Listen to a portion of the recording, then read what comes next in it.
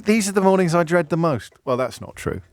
I don't know what the mornings I dread the most are, but at least we can get our teeth into this tale. I suppose the mornings I dread the most would be the mornings where there is no news. What the hell are we going to talk about? Parking tickets? I don't know. But I haven't had one of those for a very long time. You still get slow news days, and you still get days when the news is packed with stories and events that don't actually lend themselves particularly well to the time that we spend together every morning, time that I cherish and value more with each passing year, to be honest with you. But the kind of reason why I dread the story we're going to discuss first this morning is because it speaks to a much deeper malaise, doesn't it? I'm pretty close to saying, how do we deal with a story like this in a world where it doesn't matter? Oh boy, there goes the shiver. How do we deal with a story like this in a world where it doesn't matter? And of course, in brackets, it should matter so much. It just should. Now, one colleague of mine, off-air, is touchingly, I would say, perhaps even naively optimistic that this really matters, that this will matter at least a bit. Between you and me, they've just had some time off, so I think they've come back a little bit detoxified, detarnished by the cynicism of covering this stuff every day. But the idea that senior members, up to and including the actual vice president, could be discussing incredibly sensitive military material on an app, on a chat app, is bad enough. The fact that they accidentally included a prominent journalist in the conversation is, I would like to say beyond belief. One journalist describes it thus: there are few US presidential actions more sensitive, more fraught with peril than when and where to use American military force. If such information were obtained by American adversaries in advance, it could put lives and national foreign policy objectives at risk. As far as we know, this group chat with information about an impending US strike in Yemen. I want to make that clear. It was impending. It hadn't happened yet. As far as we know, it did not fall into the wrong hands, and we can be fairly confident of that because the targets didn't seem to have any idea what was incoming. It doesn't mean that other enemies of our interests, a category into which we increasingly have to consider inserting the United States of America. But we don't know what other enemies of the United States' interests might have had or managed to get their hands on the encrypted conversation. Unfortunately for the Trump administration, Jeffrey Goldberg, an influential political journalist and editor-in-chief of the Atlantic magazine, was accidentally included in the chat by the White House National Security Adviser Mike Waltz. Where do you start? Where do you start? With the job description, I think. What's your job there, Mike? I'm National Security Advisor. What did you do?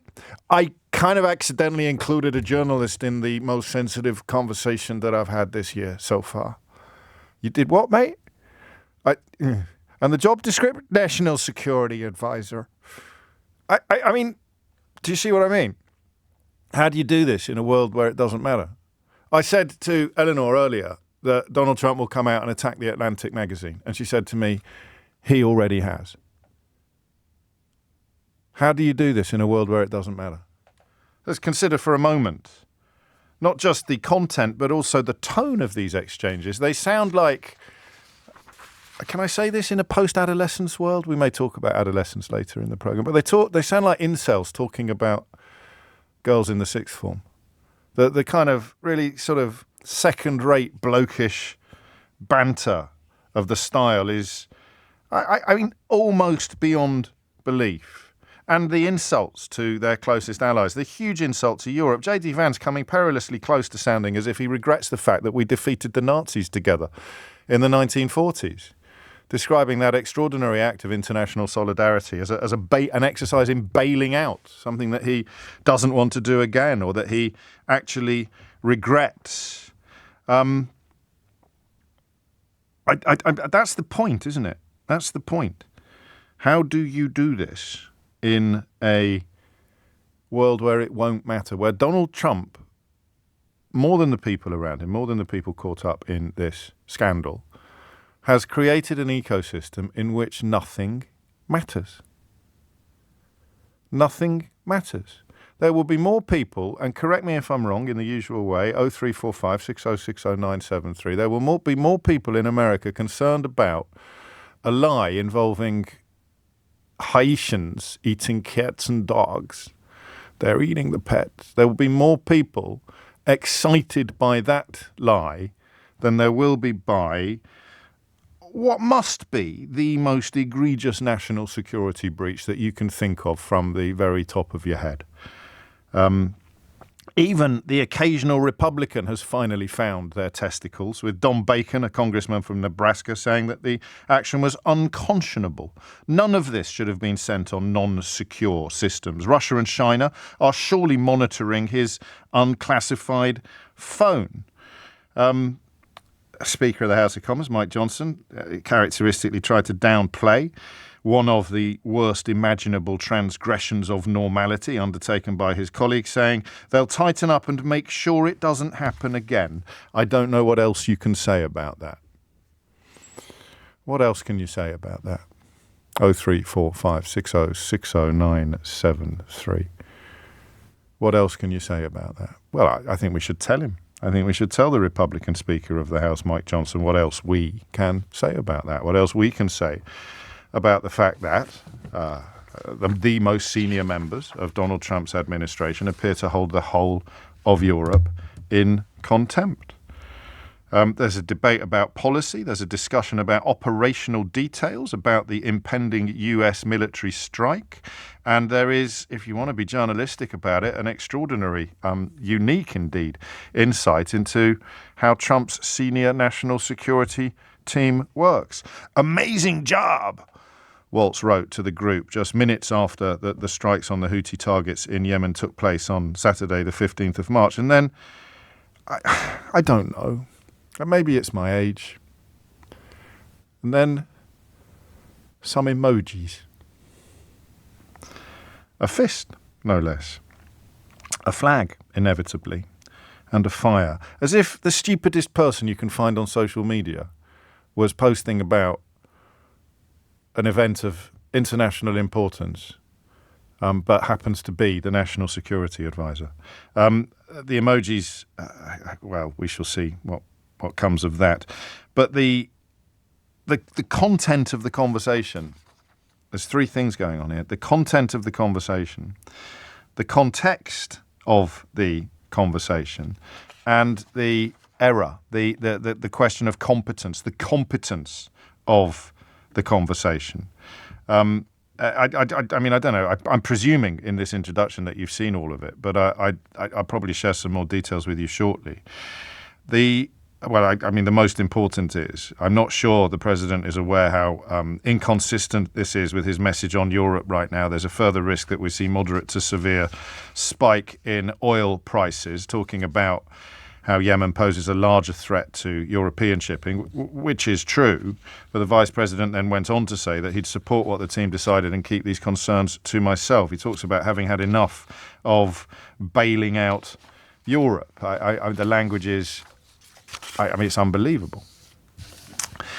But you can tell that I'm challenged this morning by the question of what we can do about it together. I mean, look, in the great scheme of things, we can't do anything about it together, can we?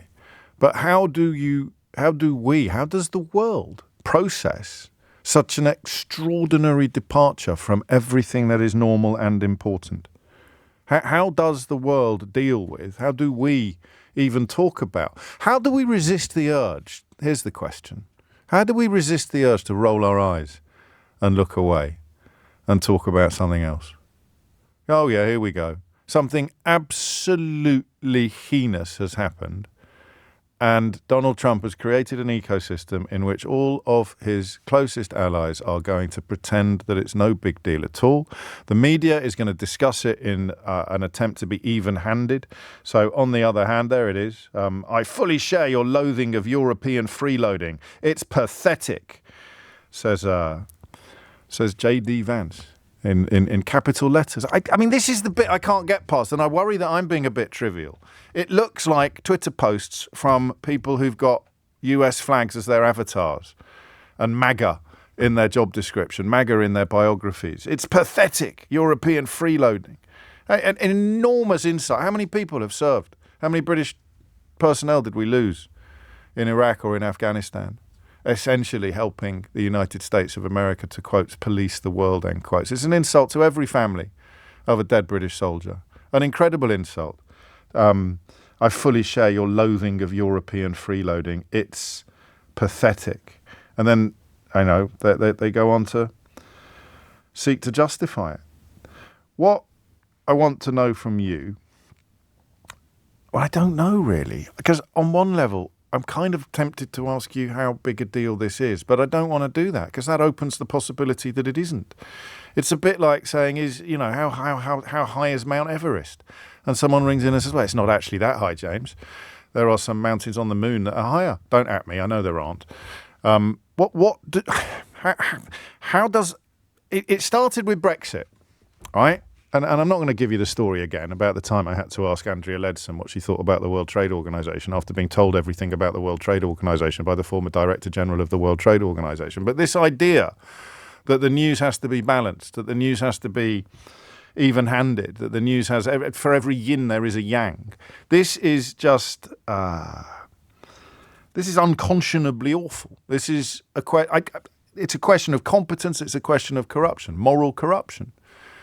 But those of us who have been calling every step on this hideous path to democratic decline, those of us who have, and this isn't a boast, quite the opposite in fact, those of us who have been proved right about absolutely everything involving Donald Trump since well before the January the 6th debacle, don't know how to deal with these moments. And there aren't many of us in the business. There's plenty of you out there, but there aren't many of us in the business who don't know how to deal with these moments. I know, that you don't do it in an even-handed way. You don't do, well, but does he have a point? You definitely don't do that. So what do? Do I just sit here and rage into the microphone until it's sopping wet with spittle? What do I do? No, I won't, Keith. Don't worry, mate. I know that's your department. What do you do? How do you deal with a problem like this? How do you treat it in a way that is appropriate, that is normal? What's worse? That the act of incompetence or the content of the conversation? 0345 60 60973. So that's how you do it. You don't open the door to any dispute regarding the level of the awfulness. You have a conversation about what is most awful, what is more awful. The epic levels of incompetence on display that would involve, it would have been bad enough conducting the conversation on their phones like this, but to then accidentally include a journalist when your job description says National Security Adviser, and none of these other clowns had the wit to notice that the person who was popping up in their contacts wasn't the person that was supposed to be party to the conversation. So why is everyone telling me to talk about solar panels? Is this a joke? Is this some joke I don't understand? Have people been talking about solar panels in preference to the real-time decline and demise of American democracy? Surely not. But not only the incompetence of accidentally of conducting the conversation in such a stupid way on such a stupid platform, but to accidentally include an actual journalist. And I think the best illustration of how this is part of a much bigger problem, which will be the other part of our conversation. So what's worse, the act of incompetence or the contents of the conversation? Or are they equal? 0345 60 60973. Hit those numbers now. You will get through. But if I had to prove to you beyond any reasonable doubt that Donald Trump has created an environment in which, on one level, none of this matters, it would be the fact that he claimed to know nothing about it. He has reached the point now, way, way, way beyond where he was during his first term, where he can tell you on live national television that up is down, that black is white, that freedom is slavery, and that ignorance is strength. He just can. He did it with the comments about Volodymyr Zelensky being a dictator, didn't he? And then when he was asked about it in the Oval Office, his response was, I can't believe I said that. And no one knows how to deal with it. It's different in the Oval Office because there's protocol in place. But no one knows how to deal with it. What do you do? Well, you called Volodymyr Zelensky a dictator. And he goes, I can't believe I said that. That doesn't sound like something I would say. And they don't know what to do. I don't know what to do. If I'd been there, what would I have done? Yes, you did. I mean, you just keep shouting, yes, you did. You called him a dictator until they drag you out of the room kicking and screaming, which we're pretty close to and which, of course, they're already doing in Turkey, ruled by a man that Trump admires. What do you do in a moment like this? Because as soon as he's asked about it, as soon as reporters got to see the rabbit, got a chance to ask him again in the Oval Office, do you know what he said? He knew nothing about it, and then he attacked the Atlantic. So his most senior colleagues, the most senior members of his administration, have committed an act of incompetence so egregious that it's almost impossible to believe. They have insulted their allies. They have provided gift-wrapped PR coups for Russia and China and all of the enemies of civilization on this planet. And what does their boss do when he's asked about it?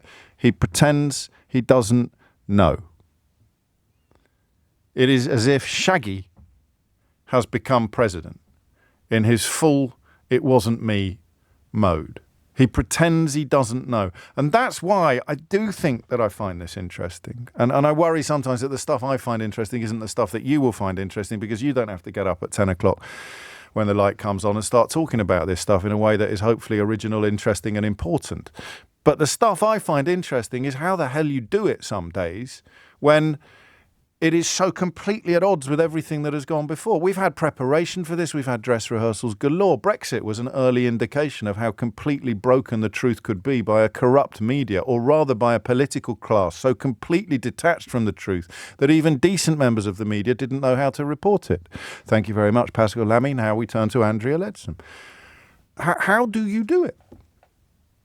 How do you do it? Imagine if, I don't know where you work. I know I have to stop talking. Sometimes it takes me a while to get warmed up. I don't know where I'm going to go with a conversation that feels to me to be of such enormous importance that I don't know how to convey that to you. But I promise I'm nearly done. I don't know where you work.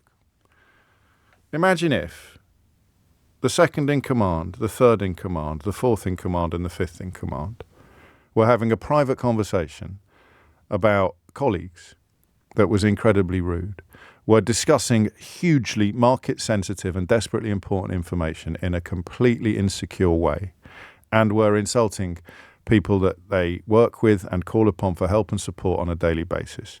And they accidentally sent it to your main rival. They accidentally sent it to me.